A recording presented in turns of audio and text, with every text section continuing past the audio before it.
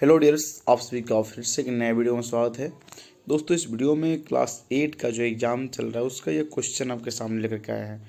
जिनका एग्ज़ाम हो गया है अपना मिला लेंगे आप कितना सही किया, जिनका नहीं होने वाला है आप ये क्वेश्चन देख ले, आपका बिल्कुल यही क्वेश्चन का एग्जाम में छपने वाला है। ठीक है, तो पहला देखो, ये बहुविकल्पीय प्रश्न एक ऑब्जेक्टिव क्वेश्चन है। इसमें कह रहा पहला क्वेश्चन कि पुस्तकालय का संधि क्या है। तो पुस्तकालय का होता है पुस्तक जोड़ आलय, जिस पे जैसे कि हमने देखा था 9th वाला भी, 9th में बिल्कुल एक्यूरेट दिए थे, यहाँ पर भी एक्यूरेट देने का प्रयास करते हैं।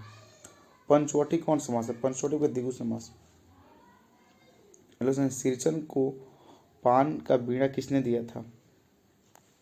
किसने? मानू ने। किसने? मानू ने। उसका उसमें 2 क्वेश्चन और छूट गया था, देखो उसी का यहाँ पर आंसर है सबका सब जितना क्वेश्चन है हिंदी का। पहले क्वेश्चन पढ़ेगा पुस्तकालय का संधि विच्छेद क्या होगा, तब पुस्तक जो वाले पंचवटी में कौन समास है? द्विगु समास। सिरचन को पान में किसने दिया? तो मानू ने। लेखक ने थर्मामीटर के पारे की तुलना किससे की है? तो पहाड़ों के बीच बहती हुई नदी की पतली धारा से।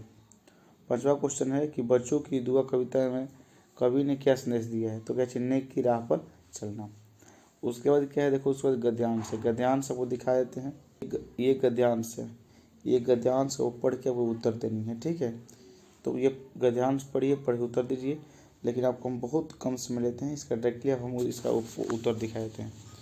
इसके हमारे क्वेश्चन पहले क्या है गद्यांश है कि असंभव को संभव किस तरह किया जा सकता है, किस तरह बनाया जा सकता है। तो इस गद्यांश को पढ़ने पर इसका आंसर मिलेगा क्या चीज कि मेहनत और संघर्ष के बल पर असंभव को संभव बना सकते हैं। तो इसी प्रकार सभी जो गद्यांश के आंसर है आपको यहाँ पर दिया गया है, अब देख लीजिए। देखो ध्यान से, पहला का आंसर था कि मेहनत और संघर्ष बल पर हम असंभव को संभव बना सकते हैं। ये दूसरा का आंसर है कि चिंता, बुराई, अभाव, पीड़ा से बचकर खुशहाल जीवन बनाया जा सकता है। और ये गद्यांश का तीसरा का आंसर है कि समर्पण से ही नया आसमान, नया सूर्य, नई धरती, हवाओं में फैली फूलों की खुशबू आदि को प्राप्त कर सकते हैं। ये तीसरा का आंसर है। चौथा का आंसर क्या है कि चिंता, बुराई, अभाव, पीड़ा से बचकर श्रम के रास्ते अपनाकर हम नवीन दृष्टि पैदा कर सकते हैं। ये चौथा का आंसर हो गया। 5वां इसका एक शीर्षक दे दें, शीर्षक दीजिएगा श्रम दीजिएगा या फिर इसका कर्म दे दीजिए कोई भी। ठीक है, श्रम या कर्म, दोनों का आंसर सही हो जाएगा। उसके बाद क्या है, 3 बार क्वेश्चन पढ़ते हैं आपको, उसका भी आंसर यहाँ पर है। आपको पहले क्वेश्चन पढ़ते हैं उसका आंसर दिखाते हैं। क्वेश्चन क्या है कि निम्नलिखित प्रश्नों का क्या करना है कि किन्हीं 3 प्रश्नों को भावार्थ संज्ञा बनाना है और उसका वाक्य का प्रयोग उनका वाक्य में प्रयोग करके दिखाना है। ठीक है, तो देखो लिखना क्या होता है, लिखावट होता है। क्या होता है? लिखना का लिखावट। मिलना क्या होता है? मिलावट होता है। बनना क्या? बनावट हो जाएगा। चढ़ना क्या? चढ़ावट हो जाएगा। पिसना क्या? पिसावट हो जाएगा। तो ये सब क्या भावार्थक संज्ञा है। तो इसमें से किन्हीं 3 को, कै को दिए गए 3 को, तो तीनों को पहले भावार्थ बनाना है, उसका वाक्य निर्णय करना है। आपको सब दिखा देते हैं। देखिए यहाँ पर लिखना क्या किया है, लिखना का लिखावट लिख दिया कि मेरी लिखावट क्या अच्छी है। मिलना का मिलावट, चाय में पानी की मिलावट ज़्यादा है। उसके बाद बनना के बनावट, इस घर की बनावट बहुत ही अच्छी है। बस हो गया, ये भी आपका 6 में मिल गया यहाँ पर। उसके बाद जो किताब के क्वेश्चन आपको लिखनी है, तो किताब की क्वेश्चन आपको 2 क्वेश्चन लिखनी है। 3 क्वेश्चन में से कितने? 2 क्वेश्चन। पहला क्वेश्चन है कि हौसले की उड़ान निबंध से क्या संदेश मिलता है। तो हौसले की उड़ान निबंध से हमें यह संदेश मिलता है कि बेटियां भी इस संसार में सब कुछ कर सकती है और वे अपना नाम कमा सकती हैं। उसका दूसरा जो क्वेश्चन है, बोला कि बाल मजदूरी समाप्त करने के लिए क्या सुझाव दीजिएगा। बाल मजदूरी समाप्त करने के लिए क्या सुझाव दीजिएगा। देखो, बाल मजदूरी का मुख्य कारण क्या है कि अभिभावक के पास उचित कमाई का साधन न होना, मतलब कि गार्जियन के पास कोई साधन पैसा का उतना न हो, जिसके कारण वो अपने बच्चों को मजदूरी करवाते हैं। और उनके लिए सुझाव देंगे कि बच्चों को और बच्चे के अभिभावक के पास क्या होना चाहिए, तो रोजगार होना चाहिए, जिसके कारण अभिभावक को भी ऐसा नहीं करना चाहिए कि बच्चे से काम करवाना चाहिए। बस ये उसका हो गया आंसर।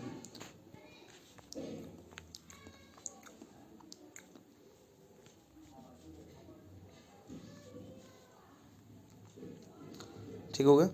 उसका देखो ध्यान से, देखिए एक और क्वेश्चन भी है कि खुशबू रचते हैं हाथों से क्या तात्पर्य है। तो इसका भी आंसर दिया गया है। तीसरा क्वेश्चन है कि खुशबू रचते हैं हाथ से तात्पर्य है कि बहुत से गरीब लोग अगरबत्ती बनाते हैं, परंतु उनके द्वारा बनाई गई अगरबत्ती लोगों की खुशबू देने का काम करता है। बस हो गया, तीसरा का आंसर भी हो गया। अब देखो पांचवा क्वेश्चन क्या है, कह रहा है निम्नलिखित में से किन्हीं एक प्रश्नों का उत्तर 100 शब्दों में दीजिए। कैसे शब्द में? 100 शब्द में उत्तर देना है। पहला क्वेश्चन क्या है कि आज आपके विद्यालय में संस्कृति समारोह आयोजित होने वाला है। इस समारोह में भाग लेना है। घर से आप जैसे ही विद्यालय के लिए निकले वैसे ही बिल्ली ने रास्ता काट दे, तब क्या करेंगे? एक क्वेश्चन ये हो गया। दूसरा क्वेश्चन क्या है कि श्री कृष्ण से मिलने के बाद सुदामा के गांव में हुए परिवर्तनों को अपने शब्दों में व्यक्त कीजिए।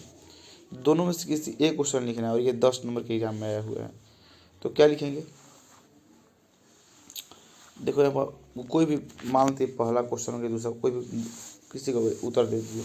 हमें पहला क्वेश्चन उत्तर दिया गया कि जब हम घर से निकलेंगे तो बिल्ली रास्ता काट दे, फिर हम विद्यालय जाएंगे क्योंकि वहाँ पर सांस्कृतिक कार्यक्रम हो रहा है और उसमें हमको क्या चाहिए? भाग लेनी है। एक तरह से मन का वहम है कि बिल्ली रास्ता काटे तो हमको यात्रा खराब हो गया या फिर दिन खराब हो गया। ये सब मन का क्या भ्रम है, क्योंकि एक बात आपको समझ में आपको होनी चाहिए कि कोई भी जानवर का रास्ता काटने से आपका दिन खराब नहीं हो जाता है, ठीक है ना। किसी काम को ही बिगड़ नहीं जाता, बस केवल कहावत है। अपनी भाषा में इसको बना कर लिख देनी है। तो उम्मीद है सबको लिख दीजिए बना करके इसका भी आंसर। नहीं लिखना आएगा तो आपको देखिए यहाँ पर आंसर है, बस छाप देना है। ये हालांकि कम शब्दों में है, ये बहुत कम शब्दों में, इस पर आपको मात्र 5 में मिलेगा, लेकिन इसको थोड़ा सा आपको बढ़ा के लिखनी है, ठीक है। तो इसको अपने से बना के लिख दीजिएगा। आई होप बात को समझ गए होगा। और हाँ, इस PDF को टेलीग्राम पर भेज दिया गया है। जो 8वीं क्लास के स्टूडेंट हैं 9th में जाएंगे और 9th से अब 10th में जाएंगे, तो हमारे चैनल पर 9th 10th 11th 12th की पढ़ाई होती रहती है। तो चैनल को सब्सक्राइब करें, वीडियो को लाइक करें और शेयर जरूर करें। धन्यवाद। मिलते हैं अगले वीडियो में। सभी को जय हिंद।